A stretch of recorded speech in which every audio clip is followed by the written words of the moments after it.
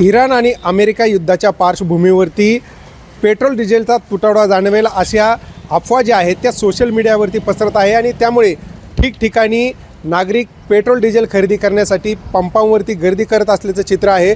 अहिल्यानगर जिल्ह्यात देखील अनेक ठिकाणी अशा प्रकारच्या अफवा पसरल्या गेल्या आणि त्यामुळे वाहनधारकांमध्ये मोठं संभ्रमाचं वातावरण आहे। आणि ह्याच सगळ्या गोष्टींवरती बोलण्यासाठी आपल्यासोबत अहिल्यानगर जिल्हा पेट्रोल डीलर असोसिएशनचे जिल्हाध्यक्ष डॉक्टर स्वाधीन गाडेकर आहेत। डॉक्टर साहेब, अहिल्यानगर जिल्ह्यामध्ये सध्या काय परिस्थिती आहे आणि तुम्हाला देखील अनेक फोन येत असतील, काय सांगाल सगळ्या एकंदरीत परिस्थितीबद्दल?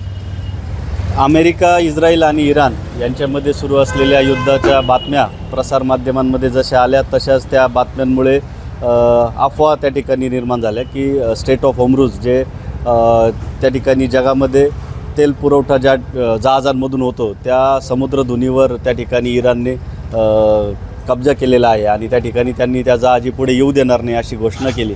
अशा बातम्या आल्यानंतर सोशल मीडियामध्ये त्या ठिकाणी की आता पेट्रोल डिझेल मिळणार नाही, तुटवडा होणार आहे, तर जास्तीत जास्त पेट्रोल भरून घ्या, अशा प्रकारच्या काही मेसेजेस त्या ठिकाणी व्हायरल झाले आणि कालपासनं बऱ्याचशा पेट्रोल पंपांवर ग्राहकांनी त्या ठिकाणी रांगा लावल्या।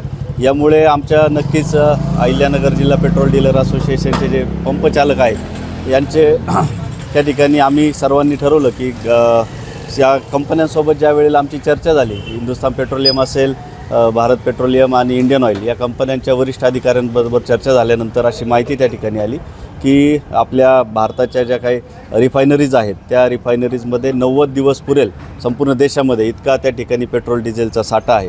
प्रत्येक पंपचालक हा जो असतो तो देखील त्या ठिकाणी 3 दिवस पुरेल इतका साठा त्या ठिकाणी करत असतो, तर जेणेकरून 3 महिने पुरेल इतका साठा आपल्या देशाकडे आहे। मी आपल्या माध्यमातून त्या ठिकाणी ग्राहकांना विनंती करतो की कुठल्याही प्रकारचा अतिरिक्त त्या ठिकाणी आपण साठा करून घेऊ नये आणि सुरळीत त्या ठिकाणी पेट्रोल डिझेलचा पुरवठा आपल्याला होणार आहे। जिल्ह्यातील सर्व ग्राहकांना माझी हीच विनंती राहील की कुठल्याही प्रकारचे त्या ठिकाणी पॅनिक न होता आपण त्या ठिकाणी रेग्युलर पद्धतीने पेट्रोल डिझेल खरेदी करावं। जिल्ह्यात देखील तुमच्या असोसिएशन संलग्न किती साधारण पेट्रोल पंप आहेत आणि तिथे सध्या काय परिस्थिती? आमच्या असोसिएशनचे सभासद असलेले या जिल्ह्यामध्ये जवळजवळ 400हून अधिक पेट्रोल पंप आहेत आणि काल काही तालुक्यांमध्ये त्या ठिकाणी शेवगाव असेल, नेवासा, अकोले या तालुक्यातनं मला फोन आले की ग्राहक त्या ठिकाणी गर्दी करत आहेत किंवा फोनवरून पंपचालकांशी संवाद साधत आहेत की आम्ही जास्तीत जास्त अतिरिक्त पेट्रोल डिझेल भरून ठेवू का। तर मी ग्राहकांना हीच विनंती करेल, वाहन चालकांना, की अशा प्रकारचं आपण कुठल्याही प्रकारची भीती बाळगू नये आणि आपल्या देशामध्ये तरी पुरवठा पेट्रोल डिझेलचा हा सुरळीत राहणार आहे।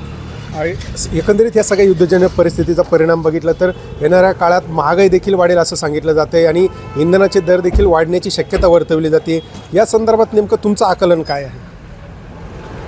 काल आपण बघितलं जवळजवळ 60% त्या ठिकाणी कच्च्या तेलाच्या किमतीमध्ये वाढ होऊन $73पर्यंतचा तो बॅरलचा रेट गेला आणि मग असं असताना जर युद्ध आणखी काळ काही चालू राहिलं तर नक्कीच हा त्या ठिकाणी कच्च्या तेलाच्या किमतींमध्ये वाढ होऊ शकते। तसेच आपण डॉलरचे देखील प्रमाणामध्ये रुपयाचे अवमूल्यन होताना काल आपण बघितलं तर ह्या युद्धाचा परिणाम या दोन्ही गोष्टींवर होऊन कदाचित त्या ठिकाणी पेट्रोल डिझेलच्या किमतींमध्ये वाढ होण्याची शक्यता आहे, परंतु हा सर्वस्वी निर्णय भारत सरकारचा असणार आहे।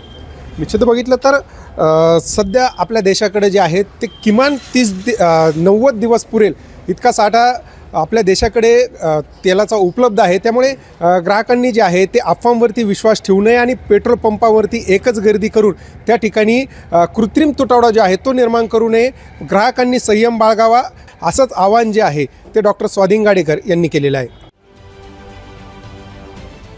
महाराष्ट्रातील सर्व बातम्यांचे विश्वासार्ह व्यासपीठ